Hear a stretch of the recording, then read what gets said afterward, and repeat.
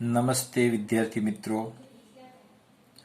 ધોરણ 10 વિજ્ઞાન પ્રકરણ 2 એસિડ બેઝ અને ક્ષાર. એમાં ક્ષારમાં આપણે આગળ પીડીએમાં અભ્યાસ કર્યો, ક્ષારના પ્રકારો જોયા.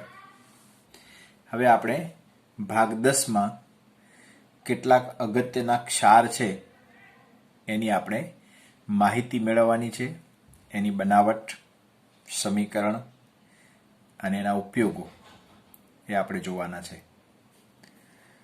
તો સૌથી પહેલા સામાન્ય ક્ષારમાંથી જે અગત્યના રસાયણો મળે છે એના વિશે થોડું સમજી લઈએ, પછી આ દરેક રસાયણ છે એની આપણે બનાવટ અને ઉપયોગ શીખવાના છીએ. તો સામાન્ય ક્ષારમાંથી જે અગત્યના રસાયણો મળે છે એમાં એક છે સામાન્ય મીઠું, કોમન સોલ્ટ જેને આપણે કહીએ છીએ, સોડિયમ ક્લોરાઇડ. અને એ કઈ રીતે બને આપણે ખબર છે કે સોડિયમ હાઇડ્રોક્સાઇડ જે બેઝ છે એની હાઇડ્રોક્લોરિક એસિડ સાથે પ્રક્રિયા કરવામાં આવે તો શું બને? મીઠું બને. અને એનો ઉપયોગ આપણે ખબર છે કે ખોરાક અને બીજા રસાયણોમાં અને બીજા પણ કેટલાક ક્ષારો અને રસાયણો બનાવવા માટે રાસાયણિક ઉદ્યોગોમાં બહુ એનો ઉપયોગ થાય છે. બીજો ક્ષાર જે જોવાનો છે, રસાયણ જોવાના છે, એ બીજો છે સોડિયમ હાઇડ્રોક્સાઇડ, NaOH. એ કઈ રીતે બને છે એનું સમીકરણ આપેલું છે ટૂંકમાં. ત્રીજો આપણો જોવાનો છે બ્લીચિંગ પાવડર. દરેકનો અણુસૂત્ર તમારે યાદ રાખવાનું. કેલ્શિયમ ઓક્સી ક્લોરાઇડ પણ આને કહેવાય. તો બ્લીચિંગ પાવડર છે એની બનાવટ પણ આપણે સમજવાની છે. બીજો છે બેકિંગ સોડા, જેને ખાવાનો સોડા પણ કહેવામાં આવે છે. સોડિયમ હાઇડ્રોજન કાર્બોનેટ અથવા સોડિયમ બાયકાર્બોનેટ પણ આને કહેવામાં આવે છે. તો એનો પણ આપણે અભ્યાસ કરવાનો છે. બીજો છે વોશિંગ સોડા, Na2CO3 × 10H2. તો એ સોડિયમ કાર્બોનેટ છે, એનો પણ આપણે અભ્યાસ કરવાનો છે. અને છેલ્લે POP, પ્લાસ્ટર ઓફ પેરિસ, જેનો અણુસૂત્ર છે CaSO4 × ½ H2O. એનો પણ આપણે અભ્યાસ કરવાનો છે. તો આપણે એક પછી એક જે રસાયણો છે એના વિશે સમજીએ. તો એમાં તમને મીઠા વિશે તો મેં સમજાવી દીધો, કઈ રીતે બને છે, એનો ઉપયોગ શું થાય છે. હવે બીજો અગત્યનો જે છે રસાયણ એ છે સોડિયમ હાઇડ્રોક્સાઇડ. તો તમને આ 4 ગુણમાં પ્રશ્ન પૂછી શકે કે સોડિયમ હાઇડ્રોક્સાઇડ છે એ બનાવવાની પદ્ધતિ છે, એનું નામ શું છે, એની બનાવટ, આકૃતિ, સમીકરણ અને ઉપયોગો સમજાવો. તો આવો પ્રશ્ન તમને આવી શકે. તો જે સોડિયમ હાઇડ્રોક્સાઇડ છે બહુ અગત્યનું રસાયણ છે. તો એ બનાવવા માટેની જે પદ્ધતિ છે એને કહેવામાં આવે છે ક્લોર આલ્કલી પદ્ધતિ અથવા તો ક્લોર આલ્કલી પ્રક્રિયા. હવે તમને પરીક્ષામાં એમ પૂછે કે ક્લોર આલ્કલી પ્રક્રિયા સમજાવો, તો તમારે સોડિયમ હાઇડ્રોક્સાઇડની બનાવટ અથવા તો સોડિયમ હાઇડ્રોક્સાઇડ વિશે તમારે લખવાનું. તો સોડિયમ હાઇડ્રોક્સાઇડ બનાવવા માટેની જે પ્રક્રિયા છે એને કઈ પ્રક્રિયા કહેવામાં આવે છે? ક્લોર આલ્કલી પ્રક્રિયા. હવે આપણે જોઈએ કે સોડિયમ હાઇડ્રોક્સાઇડ કઈ રીતે બને. તો જે મીઠાનું જલીય દ્રાવણ છે, મીઠું એટલે સોડિયમ ક્લોરાઇડ, જે દરિયામાંથી આપણે મળે છે તે પાણી. તો સોડિયમ ક્લોરાઇડનું જે જલીય દ્રાવણ છે એનું વિદ્યુત વિભાજન કરવામાં આવે, એટલે કે એમાંથી વિદ્યુત પ્રવાહ પસાર કરવામાં આવે. કયો? DC વિદ્યુત પ્રવાહ. આપણે હમણાં જોશું આકૃતિ દ્વારા.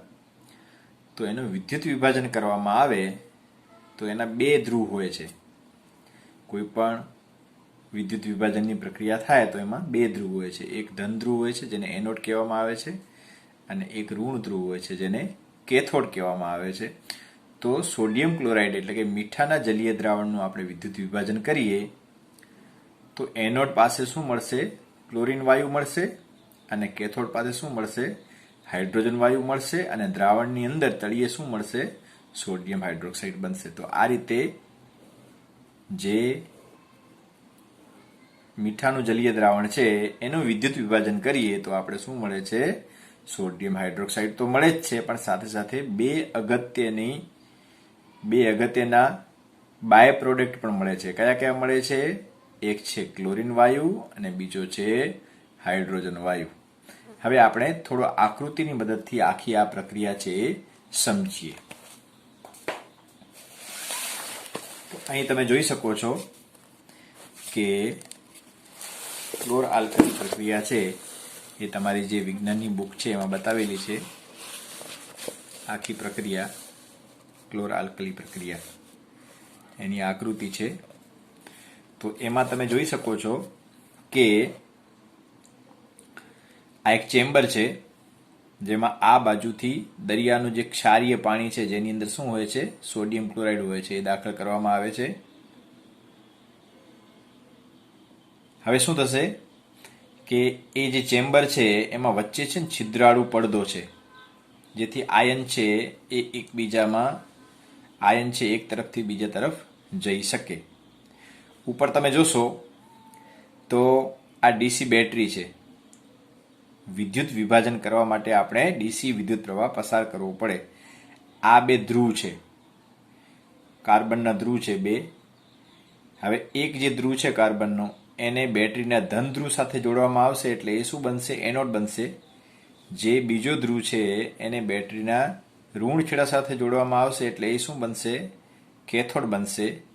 ઉપરના ભાગમાં આ બે જગ્યાએ ખુલ્લો ભાગ છે જેથી વાયુ છે સહેલાઈથી બહાર આવી શકે. હવે શું કરવામાં આવે છે કે અહીંથી ક્ષારીય પાણી છે એ બે બાજુથી દાખલ કરવામાં આવે છે. ક્ષારીય પાણી એટલે ક્ષારીય પાણી દાખલ કરશું અહીંયાથી. એક ક્ષારીય પાણી છે એમાં શું હશે, એક તો સોડિયમ ક્લોરાઇડ હશે અને બીજો શું હશે, H2O પાણી હશે.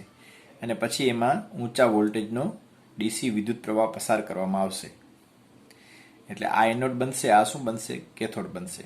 હવે જે ક્ષારીય પાણી જે દાખલ થાય છે એમાં શું હોય છે, NaCl. તો NaCl નો શું થઈ જશે, આયનીકરણ થશે. આયનીકરણ થશે વિદ્યુત પ્રવાહના કારણે અને બીજું પાણી આપણે જે અંદર નાખ્યું છે એના કારણે શું થશે, એનું આયનીકરણ થશે એટલે Na+ બનશે આયન અને Cl- આયન બનશે. અને બીજું અંદર પાણી છે એ પાણીનો પણ શું થશે, આયનીકરણ થશે. એટલે પાણીનું આયનીકરણ થશે તો H+ આયન બનશે અને OH- આયન બનશે. હવે આમાં આ આખા પાત્રમાં કયા કયા આયન હશે, Na+ આયન હશે, Cl- આયન હશે, H+ આયન હશે અને OH- આયન હશે. હવે કેથોડ છે એ ઋણ વીજભારિત છે એટલે કયા આયનને પોતાની તરફ આકર્ષે, ધન આયનને. તો આમાં ધન આયન કોણ છે, એક છે સોડિયમ ને બીજો છે H+. તો આ જે છિદ્રાળુ પડદો છે ત્યાંથી ધન આયન છે કઈ તરફ જશે, જમણી બાજુ જશે. તમે જો Na+ આ બાજુ જાય છે અને હાઇડ્રોજન પણ આ બાજુ જાય. શું કામ જાય છે, કારણ કે આ કેથોડ છે કેવો છે, ઋણ વીજભારિત છે એટલે ઋણ વીજભાર હંમેશા ધન વીજભારને આકર્ષે. વિરુદ્ધ વીજભારો વચ્ચે હંમેશા આકર્ષણ થાય એટલે સોડિયમ ધન આયન ને H ધન આયન છે આ તરફ જમણી તરફ જશે. હવે આમાં એનોડ છે એ ધન વીજભારિત છે તો એ શું કરશે, ઋણ આયનને પોતાની તરફ આકર્ષશે. હવે આમાં ઋણ આયન ક્યાં છે, તમે જો એક સોડિયમ ક્લોરાઇડનો Cl છે અને OH- છે. તમે જો Cl- ને OH- છે આ તરફ જશે. હવે એમાં શું થશે કે પાછા જે Cl છે એ શું કરે છે, Cl છે એ આ તરફ આકર્ષાશે ધન આયન તરફ અને બેટરીમાંથી શું કરશે, કારણ કે આયન ઋણ આયન બન્યો એનો અર્થ શું થાય કે એણે ઇલેક્ટ્રોન છે એ મેળવ્યા. તો જેટલા ઇલેક્ટ્રોન મેળવ્યા હશે એટલા ઇલેક્ટ્રોન એ ગુમાવશે એટલે શું થશે, ક્લોરીન વાયુ બનશે અને એ ક્લોરીન વાયુ છે અહીંયાથી મુક્ત થશે. એ જ રીતે હાઇડ્રોજને શું કર્યો છે, ઇલેક્ટ્રોન ગુમાવ્યા છે. તો ગુમાવ્યા છે એટલે શું કરશે, ઇલેક્ટ્રોન કેથોડમાંથી મેળવશે અને ઇલેક્ટ્રોન મેળવશે એટલે શું થશે, H+ આયનનું રૂપાંતર શેમાં થશે, હાઇડ્રોજન વાયુમાં થશે એટલે અહીંયાથી હાઇડ્રોજન વાયુ છૂટવો પડશે. તો કેથોડ આગળથી કયો વાયુ છૂટવો પડશે, ખાસ યાદ રાખવાનું, હાઇડ્રોજન વાયુ. અને એનોડ ઉપરથી કયો વાયુ છૂટવો પડશે, ક્લોરીન વાયુ છૂટવો પડશે. હવે વધ્યા ક્યાં, બાકી તમે જો આ ક્લોરીન છે એ અહીંયાથી છૂટો પડ્યો, હાઇડ્રોજન છે અહીંયાથી છૂટો પડ્યો. હવે વધ્યા ક્યાં, Na+ અને OH-. તો આ બે એકબીજા સાથે જોડાઈ જશે એટલે શું બનશે, NaOH. જે NaOH ને અહીંયાથી બારે કાઢવાની વ્યવસ્થા રાખેલી હોય છે. અહીંયાથી NaOH સોડિયમ હાઇડ્રોક્સાઇડ બારે નીકળી શકે. તો આ રીતે આ પ્રક્રિયાને ક્લોર આલ્કલી પ્રક્રિયા કહેવામાં આવે છે. શું કામ ક્લોર આલ્કલી પ્રક્રિયા કહેવામાં આવે છે, કારણ કે એક તો ક્લોરીન વાયુ બને છે એટલે ક્લોર અને બીજું શું બને છે, સોડિયમ હાઇડ્રોક્સાઇડ. તો સોડિયમ હાઇડ્રોક્સાઇડ એ શું છે, આલ્કલાઇન છે, આલ્કલાઇન રસાયણ છે એટલે આ પ્રક્રિયાને શું કહેવામાં આવે છે, ક્લોર આલ્કલી પ્રક્રિયા. તો ક્લોર આલ્કલી પ્રક્રિયામાં આપણે 3 અગત્યની વસ્તુ મળે છે. કઈ 3 અગત્યની વસ્તુ મળે છે, એક ક્લોરીન વાયુ મળે છે, ક્યાંથી મુક્ત થાય છે, એનોડ પરથી મુક્ત થાય છે. બીજો હાઇડ્રોજન વાયુ મળે છે, એ ક્યાંથી ઉત્પન્ન થાય છે, ક્યાંથી મુક્ત થાય છે, કેથોડમાંથી મુક્ત થાય છે. અને ત્રીજો અગત્યનો ઘટક કેવો મળે છે આપણે સોડિયમ હાઇડ્રોક્સાઇડ, જેની બનાવટ આપણે સમજીએ છીએ એ અહીંયાથી મળે છે. તો આ પ્રક્રિયા છે એને ક્લોર આલ્કલી પ્રક્રિયા કહેવામાં આવે છે. હવે આપણે આગળ જોઈએ કે એનો સમીકરણ કઈ રીતે લખશું. તો સમીકરણમાં તમે જો આપણે શું લીધો છે,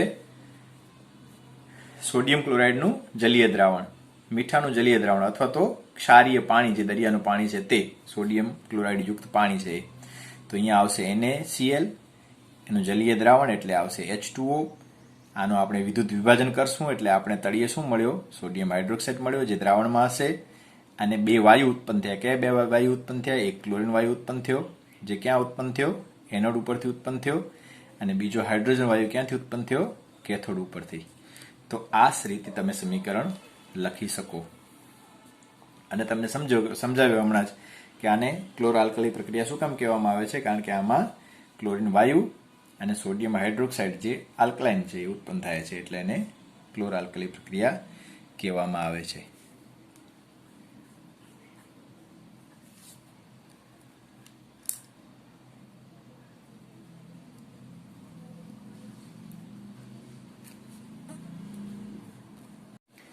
હવે આપણે ઉપયોગો જોઈએ. તો તમને ઉપયોગો ક્લોર આલ્કલી પ્રક્રિયા છે એના ઉપયોગો એ રીતે પૂછી શકે, અથવા તો અલગ અલગ જે 3 ઘટક મળે છે એના ઉપયોગો પણ તમને પૂછી શકે. એટલે બહુ અગત્યના છે ઉપયોગો. બધાના ઉપયોગો તમારે યાદ રાખવાના. 2 માર્ક્સમાં પણ તમને પૂછી શકે. તો આપણે જે 3 ઘટક મળે છે એમાં સોડિયમ હાઇડ્રોક્સાઇડ, હાઇડ્રોજન વાયુ અને ક્લોરીન વાયુ. તો દરેકના આપણે ઉપયોગો જોઈએ, ખાસ તમારે યાદ રાખવાના. તો સોડિયમ હાઇડ્રોક્સાઇડનો ઉપયોગ શું છે? તો એક તો ધાતુઓ પરથી જે ગ્રીસ હોય એને દૂર કરવા માટે, ગ્રીસ લાગી ગયો તો એ ગ્રીસને દૂર કરવા માટે, ધારો કે લોખંડ ઉપર, ટ્રકમાં ને એમાં તમે જોવો છો તો ગ્રીસ લાગેલો હોય તો એને દૂર કરવા માટે સોડિયમ હાઇડ્રોક્સાઇડનો ઉપયોગ થાય છે. પછી સાબુની બનાવટમાં એનો ઉપયોગ થાય છે. સાબુ બનાવવામાં આવે છે એમાં પણ સોડિયમ હાઇડ્રોક્સાઇડ વપરાય છે. પછી પેટ્રોલિયમના શુદ્ધિકરણમાં, પેટ્રોલિયમને જે શુદ્ધ કરી અને એમાંથી બધા ઘટકો છૂટા પાડવામાં આવે છે તો એના શુદ્ધિકરણમાં પણ આનો ઉપયોગ થાય છે. પછી સુતરાઉ કાપડ છે એને સુંવાળું બનાવવા માટે પણ આનો ઉપયોગ થાય છે. અને પ્રયોગશાળામાં પ્રક્રિયક તરીકે આપણે જોઈ ગયું કે આ શું છે, સોડિયમ હાઇડ્રોક્સાઇડ. સોડિયમ હાઇડ્રોક્સાઇડ એ શું છે? પ્રબળ બેઝ છે. તો પ્રયોગશાળામાં જે પ્રક્રિયા આપણે કરવી હોય એમાં બેઝ તરીકે આને લઈ શકાય. તો પ્રયોગશાળામાં પ્રક્રિયક તરીકે પણ આનો ઉપયોગ થાય છે. બીજો અગત્યનો જે ઘટક છે એ છે હાઇડ્રોજન વાયુ. તો એનો ઉપયોગ શું છે?